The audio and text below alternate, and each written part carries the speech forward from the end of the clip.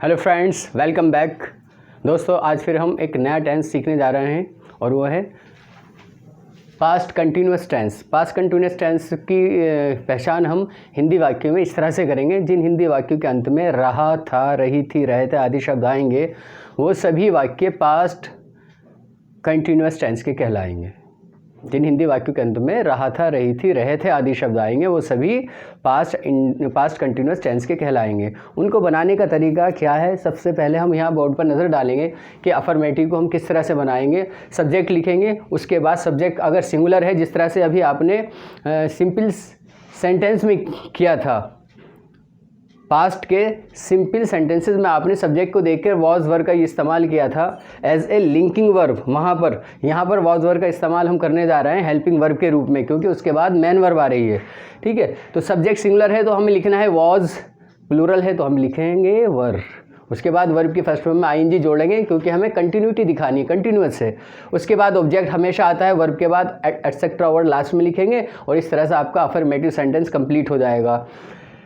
Negative में हमें करना है सबसे पहले सब्जेक्ट लिखना है, उसके बाद वॉज वर, और वॉज वर के बाद निगेटिव के लिए नॉट लिखना है और वर्ब की फर्स्ट फॉर्म में आईएनजी लगाते हुए वर्ब के बाद ऑब्जेक्ट लिखना है, एटसेट्रा वर्ड, और आपका सेंटेंस कंप्लीट हो जाएगा।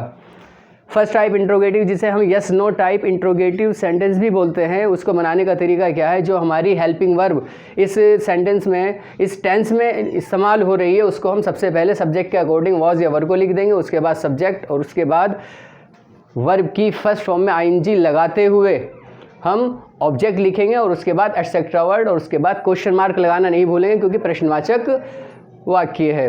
उसके बाद हम सेकंड टाइप इंट्रोगेटिव में किस तरह से करेंगे? सेकंड टाइप इंट्रोगेटिव में सबसे पहले हम उस प्रश्नवाचक शब्द को पहचानेंगे जो हिंदी वाक्य के बीच में आया हुआ है।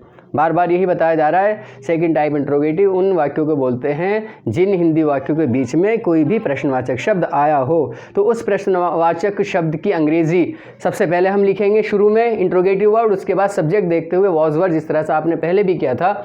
सिंगुलर के साथ वॉज और प्लूरल के साथ वर हम लिखेंगे, उसके बाद सब्जेक्ट लिखकर वर्ब की फर्स्ट फॉर्म में आईएनजी जोड़कर ऑब्जेक्ट लिखकर और एटसेट्रा वर्ड कोई वाक्य में दिया हुआ है उसकी अंग्रेजी लिखकर आप क्वेश्चन मार्क लगा देंगे और आपका सेंटेंस भी कंप्लीट हो जाएगा। क्लियर? तो हमें क्या करना है?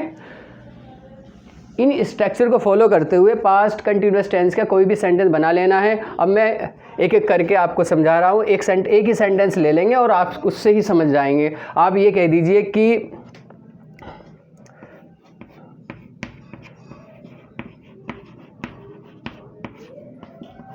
मैं अपना पाठ याद कर रहा था। मैं अपना पाठ याद कर रहा था, आपने पहचान कर लिया, पास्ट कंटिन्यूअस का सेंटेंस है। ठीक है, तो आप इसको बनाएंगे कैसे? सबसे पहले हमें ये देखना है कि निगेटिव भी नहीं है, इंट्रोगेशन नहीं है, ये तो अफर्मेटिव है। तो हम देखेंगे सब्जेक्ट लिखना है। सब्जेक्ट हमारा क्या है? आई। उसके बाद वॉज वर्ब में से आपको देखना है सिंगुलर के साथ हम क्या करते हैं? वॉज का इस्तेमाल करना है और कर दिया हमने वॉज।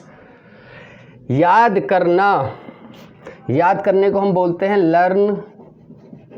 आईएनजी हमने जोड़ दिया, आई वॉज लर्निंग क्या?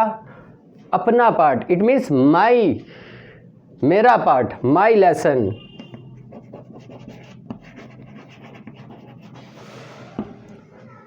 I was learning my lesson.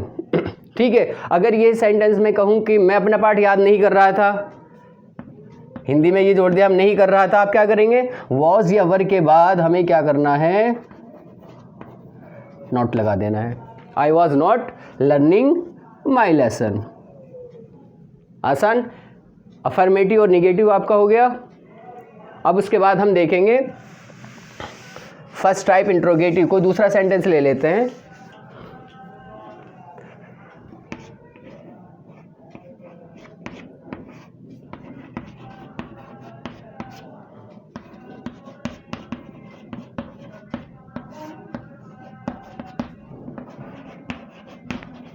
क्या सूर्य आकाश में चमक रहा था? क्या सूर्य आकाश में चमक रहा था? प्रश्नवाचक है, कैसा प्रश्नवाचक है? फर्स्ट टाइप इंट्रोगेटिव है। फर्स्ट टाइप इंट्रोगेटिव की पहचान मैंने बताई है, हिंदी वाक्य के बीच में, हिंदी वाक्य के शुरू में क्या शब्द आता है, और इस तरह के वाक्य का हम जवाब यस या नो में दे सकते हैं, हाँ या ना में हम जवाब दे सकते हैं। अगर हम ये कहें क्या सूर्य आकाश में चमक रहा था, अगर चमक रहा था तो आप कहेंगे देंगे हाँ चमक रहा था, हाँ, और नहीं था तो आप कहेंगे ना। तो यस नो टाइप इसीलिए कहते हैं इन्हें। इसको बनाने का तरीका देखिए, यहाँ देखेंगे सब्जेक्ट से पहले हम वॉज वर्ड का इस्तेमाल कर रहे हैं। सब्जेक्ट हमारा है सूर्य, सिंगुलर है, तो हम उसके साथ करेंगे इस्तेमाल वॉज का, वॉज, और सब्जेक्ट लिख देंगे वॉज द सन। सन से पहले मैंने आर्टिकल द इसलिए लिखा है क्योंकि नेचुरल वंडर से पहले हम आर्टिकल द लगाएंगे, चाहे मून है, चाहे सन है, इस तरह के, चाहे कोई माउंटेन का नाम है, इससे पहले हम आर्टिकल द लगाएंगे। वॉज द सन, उसके बाद क्या कहेंगे हम? वर्ब की फर्स्ट फॉर्म में आईएनजी जोड़ेंगे। चमकनी क्या है? Shine, SHINE। अब आपको ये देखना है कोई भी वर्ब जिसके लास्ट में ई आ रहा है, जब हम आईएनजी जोड़ेंगे तो लास्ट वाला ई ओमिट हो जाता है, मतलब इसको हम हटा देते हैं। वॉज द सन शाइनिंग, कहाँ? आकाश में, एटसेट्रा वर्ड है, आप लिख देंगे इन द स्काई। स्काई से पहले भी मैंने, देखिए यहाँ भी मुझसे भी गलती हो रही थी, क्वेश्चन मार्क नहीं लगाया था, आप भी गलती नहीं करेंगे, बहुत ही ध्यान से आपको क्वेश्चन मार्क लगाना है। इन द स्काई, आपने देखा मैंने स्काई से पहले भी आर्टिकल द लगाया है, नेचुरल वंडर से ये भी, ठीक है, आकाश, सूर्य, चंद्रमा, ठीक है, इनके नाम से पहले आर्टिकल द लगाएंगे, तो ये बन गया was the sun shining in the sky. अगर यही वाक्य इस तरह से हम सेकंड टाइप में बोलें, सूर्य आकाश में क्यों चमक रहा था, तो इस इंट्रोगेटिव वर्ड की ही तो यहाँ पर ये बढ़ाया गया, बाकी तो स्ट्रक्चर यही है। आप ये इंट्रोगेटिव वर्ड की अंग्रेज़ी लिख देंगे और इसको हम इंट्रोगेटिव वर्ड को कैपिटल से लिखेंगे और बाकी जो वर्ड हैं वो हम स्मॉल से लिखेंगे, बीच में हम कैपिटल से नहीं लिखेंगे, सिर्फ प्रॉपर नाउन के अलावा। तो यहाँ पर कोई प्रॉपर नाउन है नहीं, सिर्फ सेंटेंस को शुरुआत में ही हम उस वर्ड को कैपिटल से लिख रहे हैं, वाई को। तो why was the sun shining in the sky, why was the sun shining in the sky. ये सेकेंड टाइप इंट्रोगेटिव हो गया, जिसका अर्थ हुआ सूर्य आकाश में क्यों चमक रहा था। तो इस तरह से आप देख रहे हैं कि हमने पास्ट कंटिन्यूअस टेंस में चारों ही तरह के वाक्य किस तरह से बनते हैं उसको सीख लिया है। सबसे पहले हमने देखा अफर्मेटिव सेंटेंस को बनाना सीखा कि जब हम अफर्मेटिव सेंटेंस बोलेंगे तो सबसे पहले हम सब्जेक्ट लिखेंगे, उसके बाद सब्जेक्ट के अकॉर्डिंग वॉज या वर्ब लिखेंगे, उसके बाद वर्ब की फर्स्ट फॉर्म में ING ज़रूर लगाएंगे। उसके बाद जब हम निगेटिव सेंटेंस कहेंगे, वर्ब की फर्स्ट फॉर्म में ING लगाकर उसके बाद ऑब्जेक्ट लिखेंगे, उसके बाद एटसेट्रा वर्ड लिखेंगे।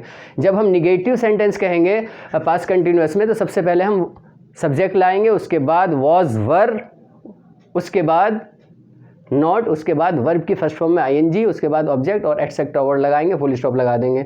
जब हम फर्स्ट टाइप इंट्रोगेटिव वाक्य की रचना करेंगे तो सबसे पहले हम सब्जेक्ट को देखते हुए वॉज या वर्ब को लिखेंगे, उसके बाद सब्जेक्ट लिखेंगे, उसके बाद वर्ब की फर्स्ट फॉर्म में ING जोड़ेंगे, उसके बाद ऑब्जेक्ट लिखेंगे, उसके बाद एटसेट्रा वर्ड और क्वेश्चन, फिर उसके बाद लास्ट में क्वेश्चन मार्क लगा देंगे। जब हम सेकंड टाइप इंट्रोगेटिव की रचना करेंगे तो हम सबसे पहले उस प्रश्नवाचक शब्द की अंग्रेज़ी लिखेंगे जो हिंदी वाक्य के बीच में आया है। सबसे पहले वो प्रश्नवाचक वर्ड की अंग्रेज़ी लिखेंगे, उसके बाद सब्जेक्ट को देखते हुए वॉज या वर्ब का इस्तेमाल करेंगे, उसके बाद सब्जेक्ट लिखेंगे, उसके बाद वर्ब की फर्स्ट फॉर्म में ING जोड़ेंगे, उसके बाद ऑब्जेक्ट लिखेंगे, उसके बाद एटसेट्रा वर्ड, क्वेश्चन मार्क लगाएंगे और इस तरह से हमारा ये सेंटेंस भी कंप्लीट हो जाएगा। तो इस तरह से आपने देखा कि हमारे सामने ये चारों तरह से हमने किस तरह से सेंटेंस बनाना सीखे हैं। मुझे उम्मीद है कि आज ये आपको चारों तरह से पास्ट कंटिन्यूअस टेंस के सेंटेंसेस बनाने आ गए होंगे। आप हमारी वीडियो को